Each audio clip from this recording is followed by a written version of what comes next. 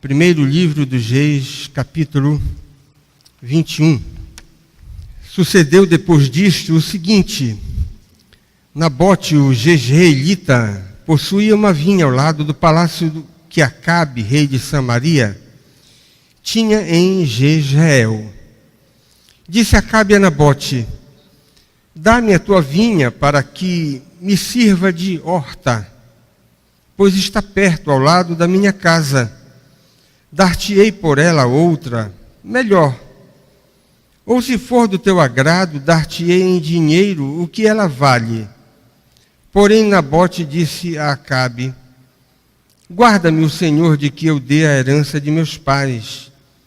Então Acabe veio desgostoso e indignado para sua casa por causa da palavra que Nabote, o jezreelita, lhe falara, quando disse: não te darei a herança de meus pais.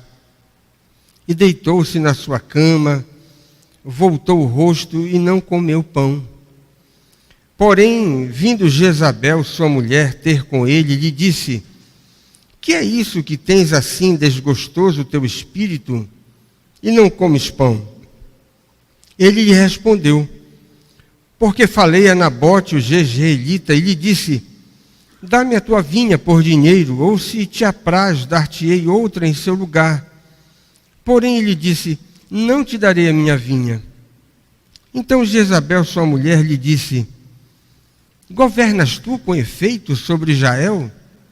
Levanta-te, come, e alegre-se o teu coração. Eu te darei a vinha de Nabote, o jezreelita. Então escreveu cartas em nome de Acabe, selou-as com o sinete dele, e as enviou aos anciãos e aos nobres que havia na sua cidade e habitavam com Nabote.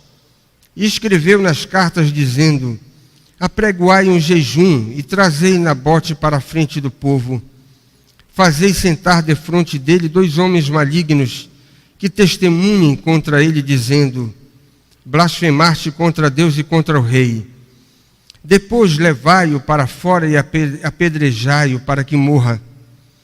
Os homens da sua cidade, os anciãos e os nobres que nela habitavam, fizeram como Jezabel lhes ordenara, segundo estava escrito nas cartas que lhes havia mandado. Apregoaram um jejum e trouxeram Nabote para a frente do povo. Então vieram 2 homens malignos, sentaram-se defronte dele e testemunharam contra ele, contra Nabote, perante o povo, dizendo: Nabote blasfemou contra Deus e contra o rei. E o levaram para fora da cidade, o apedrejaram e morreu. Então mandaram dizer a Jezabel: Nabote foi apedrejado e morreu.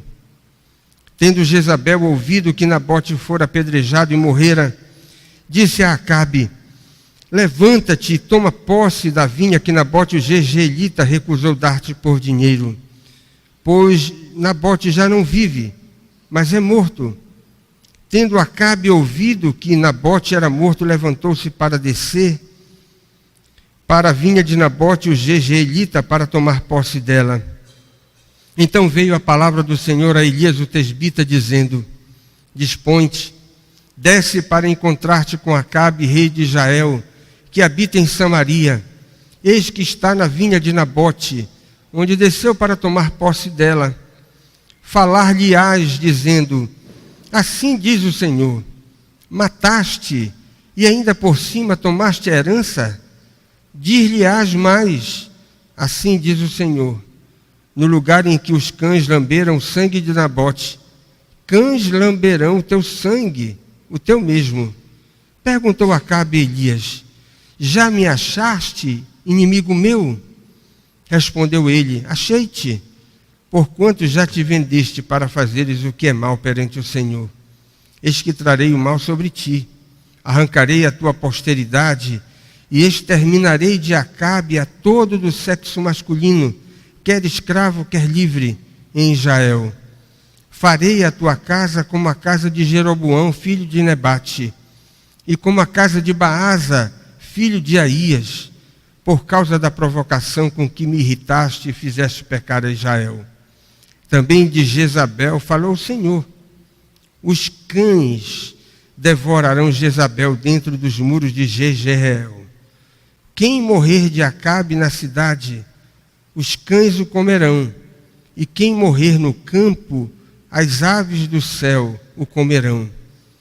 Ninguém houve, pois, como Acabe, que se vendeu para fazer o que era mal perante o Senhor, porque Jezabel, sua mulher, o instigava, que fez grandes abominações, seguindo os ídolos, segundo tudo o que fizeram os amorreus, os quais o Senhor lançou de diante dos filhos de Israel.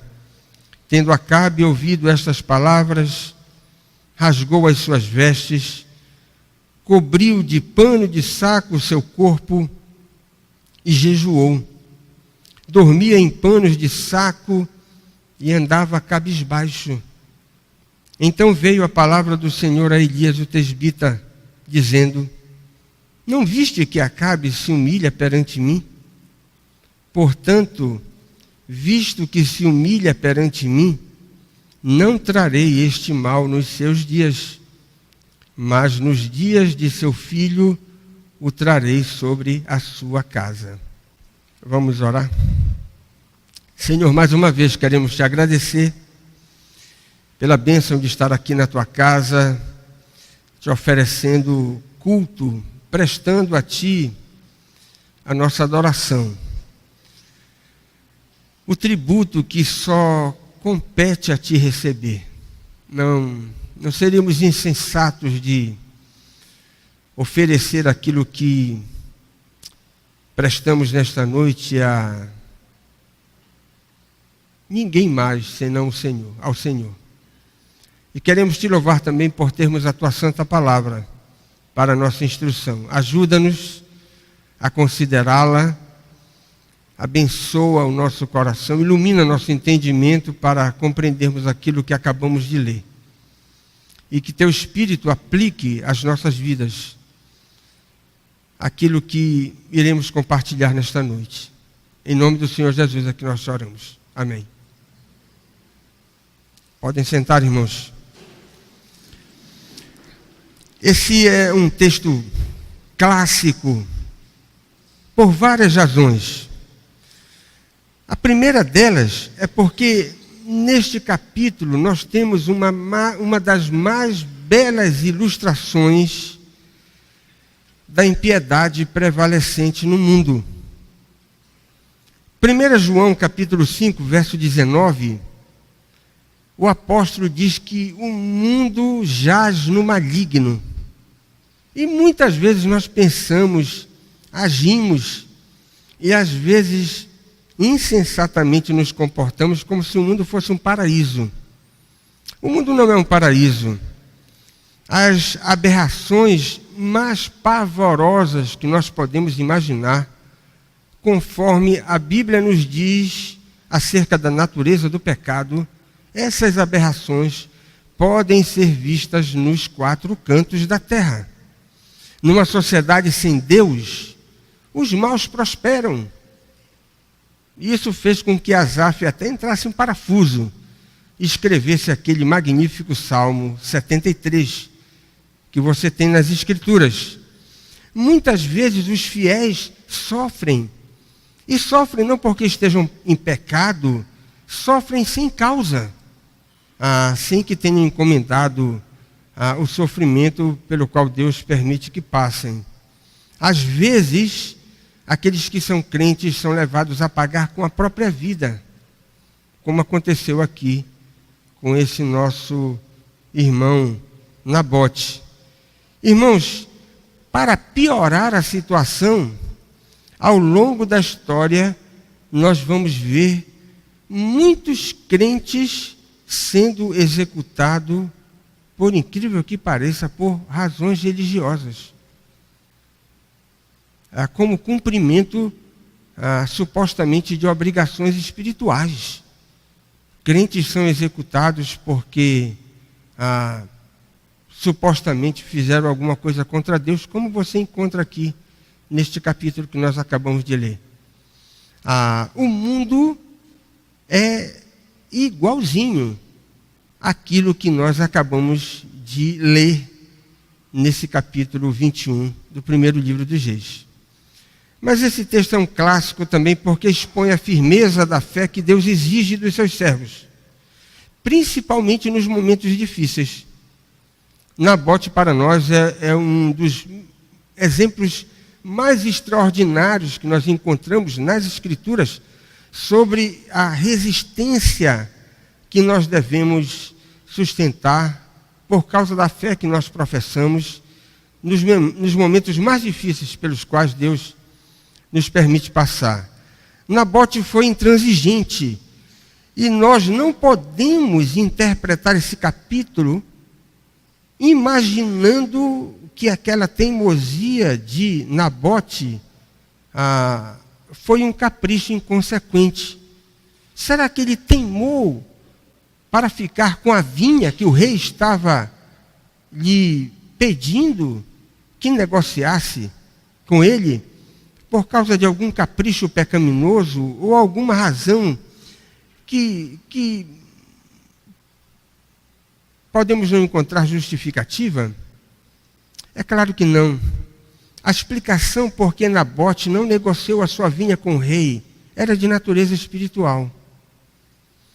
Preste atenção disso. Na mentalidade israelita, fruto da revelação mosaica, a terra era uma bênção divina tão preciosa que a sua posse deveria ser considerada inalienável. E é esse conceito que está por trás aí do verso 3, quando Nabote disse: olha, eu não posso me desfazer desta propriedade. É a bênção de Deus. É aquilo que Deus concedeu para meus pais. E, em última instância, na verdade, a terra não era nem da sua família. A terra era de Deus, que havia dado para a família de Nabote apenas naquele conceito que eu já falei aqui muitas vezes, o conceito de reserva de domínio. A família de Nabote tinha o usufruto daquele lugar, mas em última análise, a terra era de Deus. E Nabote, portanto, não poderia aliená-la, vendê-la. Ele está consciente da posição que ele deve assumir diante de Deus. A sua intransigência é fruto do seu compromisso com Deus. Ele não pode abrir mão disso. E também ele está disposto a ir até as últimas consequências para sustentar os seus padrões de fé. Isso parece ser muito esquisito para algumas pessoas, né? Porque religião, não apenas nos nossos dias, mas ao longo da história é alguma coisa que a gente negocia. Mas a fé verdadeira não é assim. A fé verdadeira tem princípios inegociáveis. Deixa eu fazer uma pergunta para você. Você aceitaria negociar um desses pilares aqui? Não, esse negócio de só escritura. Por que não a tradição? Por que não orientar a minha crença naquilo que eu acho, nas minhas impressões interiores? E que tal seguir a maioria?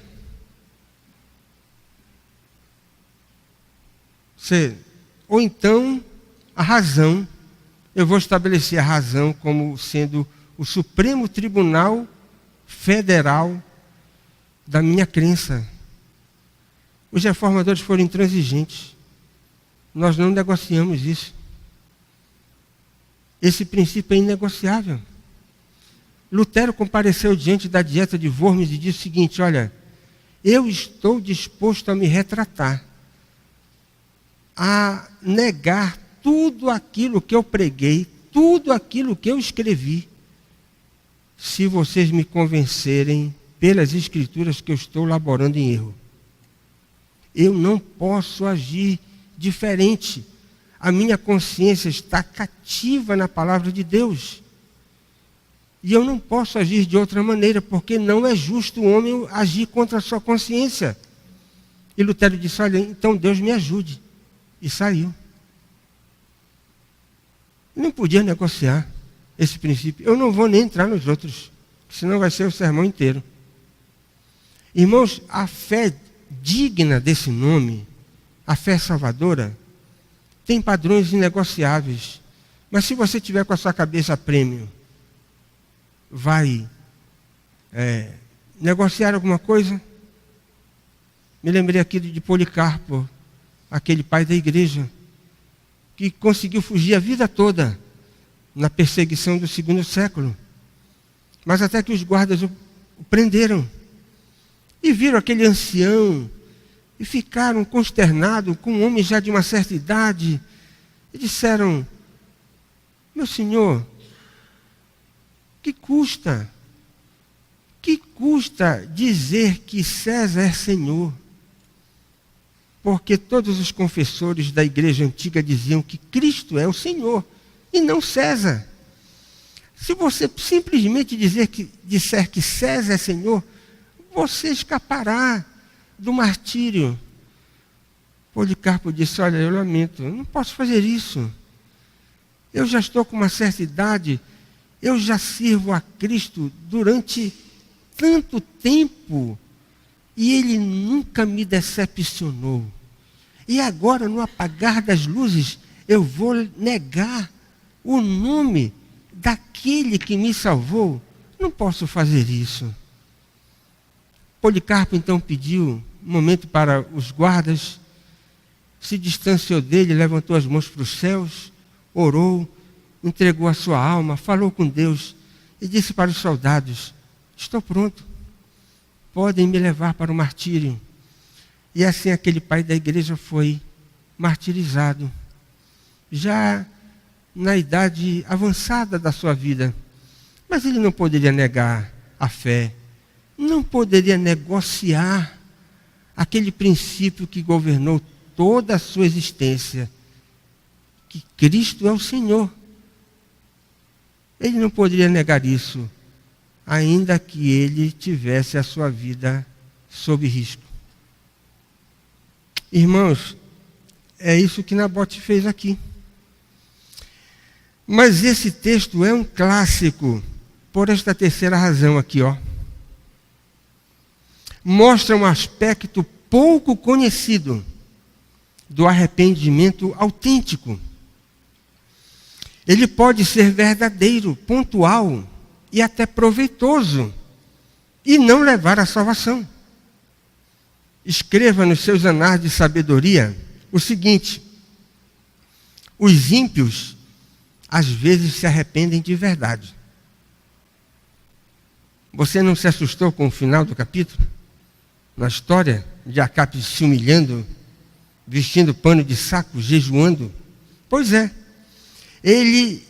Esse rei ímpio, é uma das mais extraordinárias ilustrações dessa realidade, que os ímpios às vezes se arrependem, e se arrependem de verdade. Após ser censurado pelo profeta, ele se humilha sinceramente, diz o verso 27. Mas será que há alguém aqui que duvida disso? Será que foi um arrependimento de verdade? Foi. Sabe por quê? Quem procede à aferição do arrependimento do rei não é o profeta, não é o homem mais piedoso daquela época. É o próprio Deus, que diz: o arrependimento deste rei ímpio é um arrependimento sincero, verdadeiro. O próprio Deus declara a sua veracidade, e mais do que isso, o texto diz que Deus estabelece uma espécie de recompensa para aquela penitência demonstrada por aquele homem incrédulo. Uma observação deve ser feita aqui. Este arrependimento é um arrependimento pontual. Não é aquele arrependimento típico que leva à salvação. Talvez você pergunte: qual é a diferença então? A diferença consiste em dois aspectos. O arrependimento que leva à salvação é o arrependimento que nos faz reconhecer a nossa natureza corrompida. Acabe aqui não reconhece a sua natureza corrompida. O arrependimento que leva à salvação tem um segundo aspecto. É o arrependimento que leva em consideração que o pecador tem uma dívida imensurável. Ela tem tantos zeros que ele não é capaz de contar. Qual é a sua dívida? A minha dívida eu não sou capaz de contar. Não é o caso de Acabe aqui também. Acabe está arrependido apenas em relação ao crime que cometeu contra Nabote. E às vezes os ímpios experimentam arrependimento dessa natureza pontual. Não tem nada a ver com o reconhecimento da natureza corrompida que eles têm. E não é também nenhum reconhecimento de que eles têm uma dívida astronômica. Essas duas coisas aqui não estão incluídas naquele sentimento que Acabe experimentou aqui. Mas apesar de tudo isso, foi uma contrição sincera e verdadeira, fruto da graça comum, que opera também dessa maneira na vida daqueles que não são servos de Deus. Tendo dito isso, quais as lições que nós aprendemos desse capítulo? A primeira é essa daqui, ó. Nunca espere do mundo aquilo que ele não pode dar. Lamentavelmente, alguns crentes às vezes esperam que o mundo funcione como um paraíso e se mostram extremamente chocados quando veem pecados pavorosos dominando a sociedade dos homens incrédulos. Irmãos, essa história é excepcional ao nos mostrar como é que uma sociedade sem Deus funciona. É bem verdade que há exceções, mas isso deve ser creditado à esfera das excepcionalidades. Nós não julgamos o mundo composto pelos homens incrédulos, essa sociedade ante Deus, pelas suas excepcionalidades. Nós julgamos pela regra. E quais são os pecados salientes que frequentemente se mostram nessa sociedade sem Deus? Você seria capaz de alistar uns 3? Só para a gente ficar com algumas opções. Não é difícil. O texto aqui nos ajuda a pensar. Nessa sociedade sem Deus, no mundo que nós estamos vivendo hoje, essas marcas continuam as mesmas. Os séculos se passam, os milênios se passam, e os homens permanecem cometendo as mesmas coisas. Apenas guardadas as devidas diferenças, com variações de cor, né? De tom, melhor dizendo. Mas as cores são as mesmas. E olha o primeiro pecado que você tem aqui. O mundo dos homens incrédulos é caracterizado por uma cobiça material insaciável. Se há uma coisa que caracteriza o mundo sem Deus, é a cobiça. Chama atenção no nosso texto. E a gente fica pensando, aquela vinha não era uma propriedade antiga?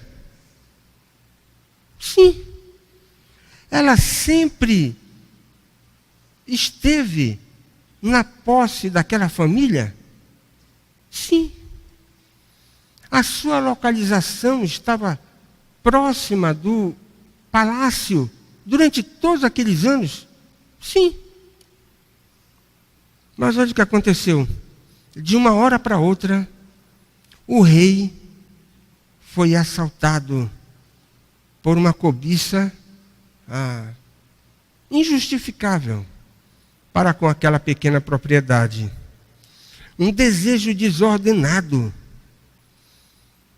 porque teria tanta coisa melhor que ele pudesse desejar, mas ele cobiçou especialmente aquele pedaço de terra.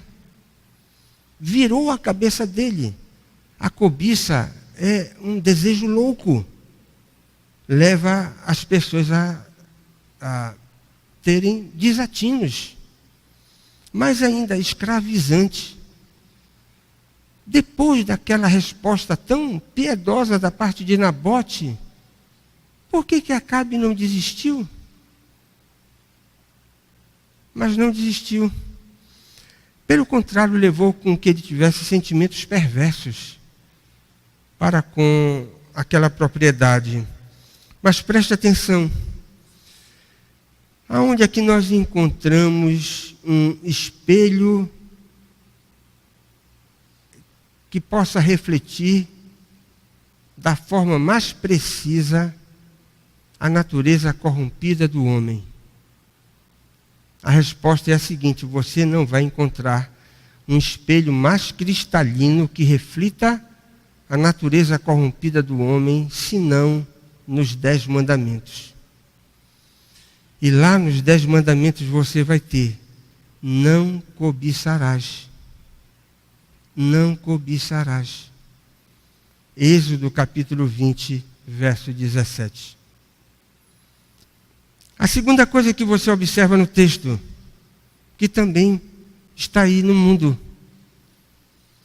um desmedido abuso de autoridade. Há uma pergunta emblemática no texto, no verso 7. Quando Jezabel pergunta para Acabe: governas tu com efeito sobre Israel? Sabe o que é que Jezabel estava dizendo para Acabe? Dá uma carteirada nele, meu irmão. Pega a tua carteira de rei, dá uma carteirada em Nabote. Pronto, resolve o problema. Você é rei ou não é? Então usa da tua autoridade de rei para resolver esse problema. As autoridades civis e religiosas estavam corrompidas. Uma vez que o texto diz no verso 8, no verso 11, que os anciãos e os nobres acataram aquele plano maligno. E pasmem, olha só que coisa. Eles executaram crime com ar de legalidade. É o que você tem aí. Mas eu acho que isso não é o pior de tudo. O pior de tudo é que o povo se juntou. O povo se juntou para apedrejar o inocente até a morte. Um homem que rigorosamente não cometeu crime diante do qual ele está sendo executado. Nabote não blasfemou. Mas ele é executado. Irmãos, aqueles homens estavam punindo, supostamente, um homem que havia cometido um crime espiritual, quando eles mesmos, tanto o rei, quanto a sua mulher, tanto os anciãos, quanto os nobres e até o próprio povo, não tinham autoridade para proceder àquele tipo de condenação, porque todos eles não respeitavam a lei e nem a pessoa de Deus. Como é que eles vão condenar alguém por um crime espiritual quando eles próprios são desobedientes, grosseiros da revelação sagrada? Sabe como é que se chama o nome disso? Hipocrisia. Essa é a moldura da história. Pavorosa. E você está chocado? É o mundo. O mundo é assim. O mundo funciona assim. E por último, a absurda sensação de impunidade. Veja o verso 15 e veja o verso 16. Observe a reação da rainha. Veja como ela reagiu diante da execução daquele crime bárbaro. E de Acabe. O crime pavoroso praticado é interpretado pela mulher, aquela mulher perversa, apenas como a retirada de um obstáculo para a consumação de uma posse desejada, ainda que absurdamente imoral. Tiramos o obstáculo. Pode tomar posse. Foi o que aquela mulher disse para o rei. Por outro lado, a notícia de que o caminho estava finalmente desembaraçado é uma coisa que a gente não consegue compreender. Faz com que aquele rei que estava desgostoso, cabisbaixo, sem comer, depressivo, reviva. Impressionante. O rei reviveu daquela sua depressão pecaminosa. E às vezes a gente se assusta disso. Mas, irmãos, é o mundo. O mundo se comporta com um cinismo desconcertante. Cobiça, hipocrisia, cinismo. Você queria que fosse diferente? Não é diferente. O mundo é assim. E esse capítulo nos ajuda a entender aquilo que João diz na sua carta. Nunca esqueça disso. Não espere do mundo aquilo que ele não pode oferecer. O mundo jaz no maligno. É o ensino das Escrituras. A segunda lição. Vamos olhar para Nabote. Jamais esqueça que Deus às vezes permite intenso sofrimento na experiência dos seus melhores servos. Deus permite intenso sofrimento, às vezes até a morte, na experiência dos seus melhores servos. Nabote não está sendo castigado por causa do pecado. Ele não está sendo punido porque ele desobedeceu. Não há nenhuma indicação de que ele estava em pecado e por isso ele pagou com a morte por causa da sua transgressão. Nós não temos essa indicação no texto, mas uma outra coisa magnífica que nós encontramos nesse capítulo é que Nabote, apesar de estar submetido a um sofrimento e até de ser conduzido à morte, ele não demonstra nenhum tipo de autocomiseração, de pena de si mesmo. Ele não está com pena de si mesmo. Ele está consciente que ele vai para o calabouço, mas ele não vai negociar a sua fé. Mas no meio da caminhada, e as coisas não aconteceram da noite para o dia, ele não fica se lamuriando, se lamentando, ou demonstrando que ele está com pena de si mesmo, e dizendo, Senhor, por que isso me aconteceu? Nós não temos nenhuma indicação disso. E todos os confessores da fé que enfrentaram a morte com galhardia, ao longo da história você vai ver que essas pessoas, apesar do intenso sofrimento que lhes aguardava, esses confessores enfrentaram com coragem. Porque, preste atenção nisso, se a fé que você professa não lhe é útil nos momentos difíceis, então essa fé não serve para nada. Jogue fora. A fé digna desse nome é a crença que nos auxilia, nos orienta, nos consola, nos firma quando passamos pelas dificuldades da vida e quando somos chamados para enfrentar o rei dos terrores, que é a morte. E você vai ver, Acabe aqui com essa tranquilidade. Mas, irmãos, eu queria destacar 3 acentos aqui, na dor indescritível de Nabote.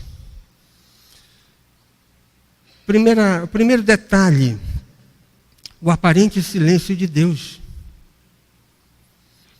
Yahvé, o Deus da aliança, não intervém para evitar a tragédia, principalmente quando se sabe que a época em que aconteceu a execução de Nabote era uma época de milagres, mas não há nenhuma intervenção sobrenatural para impedir o crime. Também o Deus da aliança não manda uma ordem para Nabote fugir. Como nos capítulos anteriores, nós vimos que essa ordem foi dada para Elias, para que pudesse escapar da perseguição de Acabe e de Jezabel. Mas é apenas o aparente silêncio de Deus. Segundo detalhe, a inexplicável omissão dos piedosos. O grande profeta Elias não comparece no tribunal. E talvez a sua presença ali seria suficiente para embaraçar o andamento daquele processo e talvez impedir aquela crueldade bárbara contra o servo do Senhor.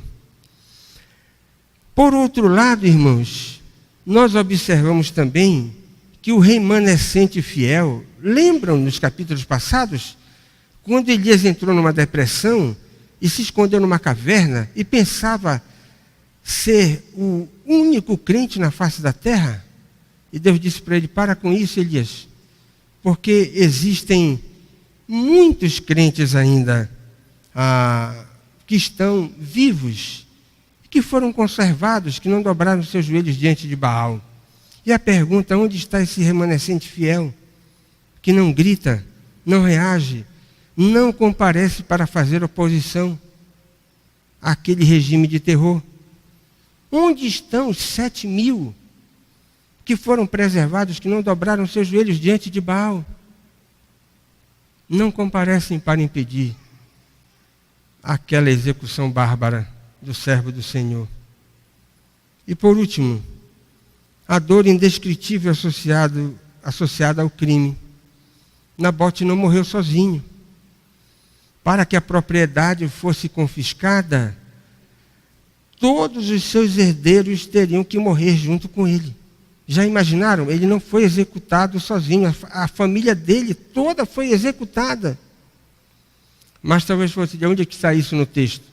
Não tem. Mas depois nós encontramos lá no 2º livro dos Reis, numa informação posterior, o editor de Reis diz no capítulo 9, verso 26, que toda a família de Nabote foi executada. Por mais que nós não tenhamos essa informação no capítulo, mas a informação posterior, nas Escrituras, é igualmente inspirada. Nabote foi executado com todos os seus. Ser executado injustamente através daquela forma extremamente dolorosa já é penoso. Dividir isso com toda a sua família, certamente foi para aquele homem uma dor insuportável. Nós não temos condições de imaginar, de mencionar esse tipo de coisa. Mas preste atenção na verdade. Jamais esqueça isso. Algumas vezes, Deus permite que crentes de elevada estatura espiritual passem por sofrimentos que às vezes nós não conseguimos entender direito. Deus, na sua soberania, permite esse tipo de coisa. E quem somos nós para questionar os caminhos inescrutáveis de Deus? Por último, a terceira lição que nós aprendemos desse capítulo nos ensina que a justiça de Deus é infalível, precisa, não é nem a mais nem a menos, e jamais atrasa. Essa história é divinamente consoladora pelas verdades imutáveis que aparecem salientes no próprio texto. Preste atenção nisso. Não há crime cometido na face da terra, em nenhum momento da história, por qualquer que seja o homem, importante ou não, que não seja ajuizado por aquele que é o magistrado supremo de toda a terra. Nenhum crime cometido na história, grande ou pequeno, passa desapercebido aos olhos de Deus. Nós não temos direito para desconfiar disso. Agora preste atenção, nós não devemos esquecer que o Altíssimo, que não deixa passar nada, Ele administra as suas punições na hora que Ele acha mais adequada, no tempo certo, como Ele próprio determina, e não na maneira ou na hora que nós queremos. Esse capítulo nos ajuda a entender isso. Acabe e Jezabel não ficaram sem castigo. Acabe vai morrer vergonhosamente numa batalha contra a Síria, disputando o Ramote Gileade, no capítulo seguinte. Capítulo 22, verso 38, você vai ver Acabe morrendo de graça numa batalha para conquistar essa cidade que eu mencionei. Mas por que aconteceu isso? Para que a profecia mencionada contra ele fosse cumprida. Depois de algum tempo, Jezabel vai ser executada dentro dos muros de Jezreel. Também de acordo com a profecia divina, conforme você tem o cumprimento disso no segundo livro dos Reis, capítulo 9, verso 36. Por mais que aos olhos humanos nós não consigamos enxergar a ação judicial divina, isso não dá o direito a quem quer que seja de insinuar que o governador do universo não está agindo no mundo como um magistrado supremo. Deus continua administrando a sua justiça, decorrente da natureza do seu caráter. Deus não pode abrir mão disso, porque a sua natureza não permite. Ele é santo e justo. Portanto, ele continua administrando as suas prerrogativas, cumprindo as suas prerrogativas no mundo que ele o criou. Acabe e Jezabel vão ser punidos com a mesma moeda. Um detalhe interessante, que obviamente nós podemos dizer, nem sempre acontece assim. Mas chama atenção aqui, neste capítulo, que Deus decidiu aplicar exemplarmente àqueles reis perversos e ímpios a chamada lei da retribuição. Olha que coisa interessante. O mesmo castigo que aqueles monarcas aplicaram a Nabote, porque ele morreu e toda a sua família foi executada junto com ele. Isso vai ser aplicado também a Acabe e a Jezabel. Não raro, irmãos, na história do mundo, se vê essa constatação assombrosa. Eu até acredito isso a uma certa ironia de Deus. A gente não diz assim, o mundo dá muitas voltas? O mundo dá muitas voltas, né? E muitas vezes os homens pagam os seus próprios crimes com a moeda que eles usaram para cometer as suas transgressões. Não raro. É o que nós encontramos na roda da história. E é interessante, Deus vai cumprir isso aqui no caso de Acabe e de Jezabel. Assim como eles agiram contra Nabote, com o passar do tempo, eles vão receber a mesma paga. na mesma moeda. E por último, Acabe e Jezabel morrem em épocas diferentes. E alguém pode objetar que não há uma contradição nisso?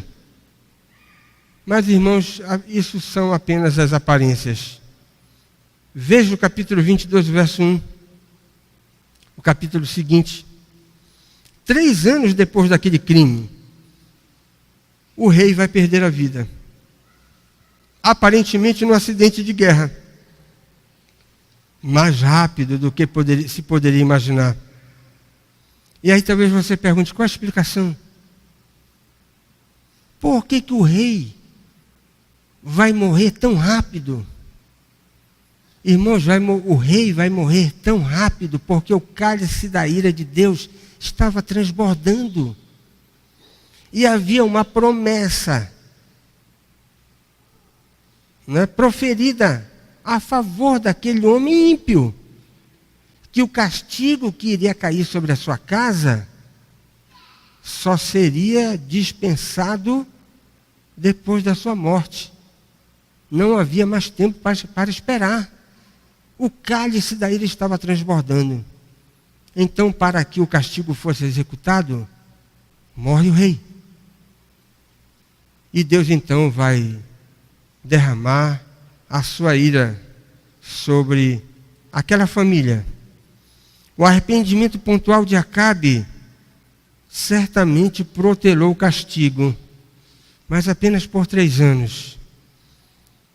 Mas não anulou a punição que Deus estabeleceu para com a sua própria casa, a sua própria família. No caso de Jezabel, a sua morte é mais trágica do que o próprio Acabe, mais vergonhosa e mais emblemática. Apesar de viver mais tempo, ela foi precipitada de uma janela, já imaginaram? A mulher jogada de uma janela, pisoteada por cavalos. E a profecia dizia o seguinte: ela vai ser comida por cães. Já imaginaram?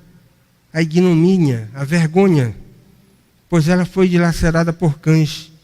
E os seus restos mortais serviram de estrume no campo de Jezreel. A pergunta é: onde é que está isso?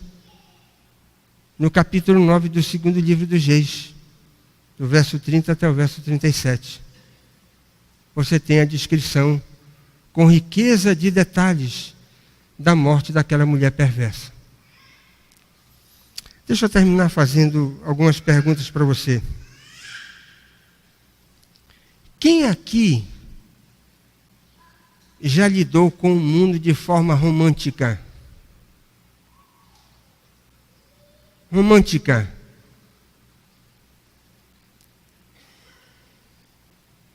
Você às vezes já se comportou assim. Eu sei que tem muita gente que tem vergonha. Já estou lá com a minha mão levantada. Não é? Às vezes a gente pensa que o mundo é o paraíso.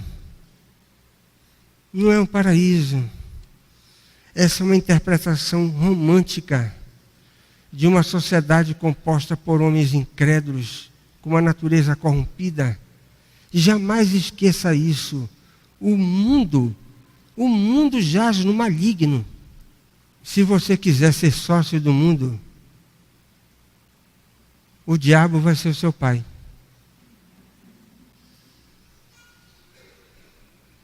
Não posso chegar a outra conclusão.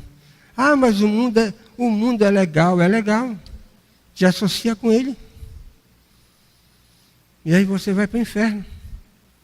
Porque o mundo jaz no maligno. E quem é sócio do mundo é filho do maligno.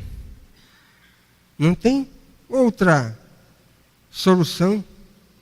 Não tem outro resultado para essa equação. Não tem como você encontrar outro tipo de conclusão nessa verdade que a Escritura nos ensina. Deixa eu fazer uma segunda pergunta para você. Você já passou por algum tipo de sofrimento onde a sua fé foi exigida, mas você diz: olha, eu não posso negociar isso. e você perseverou até o fim? Quem já passou por esse tipo de situação? Mundos e fundos foram oferecidos para você. Olha, basta você acender um incensozinho lá no busto do imperador. Que coisa tão simples. E aí você foi pressionado para abrir mão de alguma coisa que não deveria ser negociado. Você já passou por esse tipo de situação? Mas talvez você diga assim: olha, eu não passei por esse tipo de situação. Eu estou passando. Então, se você está passando, a orientação da palavra de Deus é: copie Nabote. Segure, fique firme, ainda que a sua cabeça role. Mas certamente você vai ser promovido. Né? Se você perder o seu emprego, porque você não pôde negociar aquilo que a Bíblia diz que você não deve negociar, tenha certeza, Deus vai honrar a sua conduta. E ainda que um dia você seja levado a morrer por causa da sua fé, a glória lhe espera, se de fato você for servo de Cristo. Por último, há pessoas que cobram ostensivamente que Deus faça justiça, como se fosse possível ele falhar nisso. Quantas vezes você já viu na televisão reportagens, né, com pessoas que tiveram seus parentes assassinados? O que é que você quer? Eu quero justiça. Tá bom, a justiça dos homens, né? Mas nós não podemos cobrar, nem não precisamos cobrar ostensivamente que Deus faça justiça, porque sabe quantas vezes ele já falhou na história? Quantas vezes? Nenhuma. Deus nunca falhou na história. E não é amanhã, nem na semana seguinte, nem no próximo mês, nem no ano que vem, que Deus vai falhar. Ele não pode falhar. Nós negamos a nós mesmos, mas Deus não pode fazer isso. Deus não pode negar a si mesmo. A sua natureza é imutável. Então, estou fora disso. Eu estou fora desse grupo que cobra que Deus faça justiça. Ele não falha, não precisa cobrar. Essa é uma coisa que inevitavelmente vai acontecer. Qualquer que seja a situação, grande ou pequena. Eu apenas preciso descansar no meu coração. Vamos ficar em pé e vamos orar. Deus eterno, nós louvamos o Teu nome por termos a Tua palavra para aprender. Queremos Te agradecer, Senhor, por este livro inspirado que nos ajuda a compreender o mundo no meio do qual o Senhor nos chamou para viver.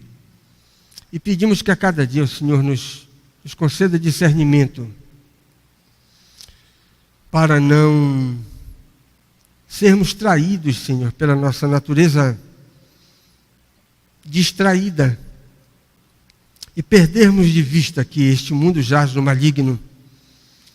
Há traços tão marcantes, tão assombrosos, que apontam para essa realidade chocante de que o mundo jaz no maligno.